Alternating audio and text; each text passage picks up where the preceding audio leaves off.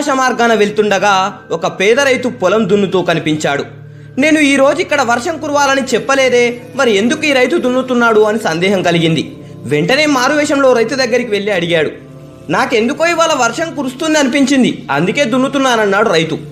ఇంద్రుడు విని ఇక దున్నవద్దు, వర్షం రాదు అని చెప్పి వెళ్ళిపోయాడు. కానీ రైతు దున్నడం మానలేదు. ఇంద్రునికి కోపం వచ్చింది. వరుణదేవుణ్ణి పిలిచి అక్కడ వర్షం పడకూడదు అని చెప్పాడు. అప్పుడు వరుణదేవుడు సరే కానీ అక్కడ చల్లని గాలి వీస్తే మాత్రం నేనేమి చేయలేను అన్నాడు. అప్పుడు పవనుణ్ణి పిలిచి అక్కడ చల్లని గాలి వీచకూడదు అని చెప్పాడు. దానికి పవనుడు సరే కానీ అక్కడ కప్పలు అరిస్తే మాత్రం నేనేం చేయలేను అన్నాడు. ఇంద్రుడు కప్పల నాయకుడిని పిలిపించి విషయం చెప్పాడు. కప్పల నాయకుడు మేము ఈరోజు అస్సలు అరవం, కానీ మినుగురు పురుగులు మినుకు మినుకుమని కనిపిస్తే మాత్రం మేమేమీ చేయలేము అన్నాడు. ఇంద్రుడు వాటిని పిలిపించి ఈరోజు రాత్రి మీరు బయటకు రాకూడదు అని చెప్పాడు. అవి సరే మేము అస్సలు ఈ రాత్రి బయటకు రామని చెప్పాయి. ఇంద్రుడు అప్పుడు ఇక వర్షం ఎలా కురుస్తుందో చూద్దామనుకున్నాడు. కానీ ఆ రాత్రి వర్షం కురిసింది. ఇంద్రునికి అవమానంతో పట్టరాని కోపం వచ్చింది. అందరినీ పిలిపించాడు. వరుణుడు చల్లగాలి వీచింది మహారాజా అన్నాడు.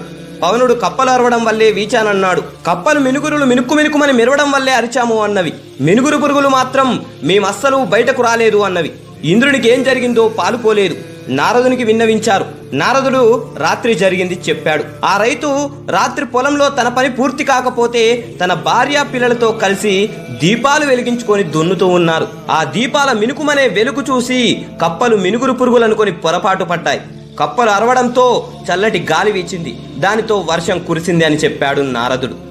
ఈ కథలోని నీతి ఏంటంటే కష్టాన్ని నమ్ముకున్న వారెప్పుడూ నష్టపోరు అన్నదే ఈ కథ యొక్క నీతి. జై హింద్.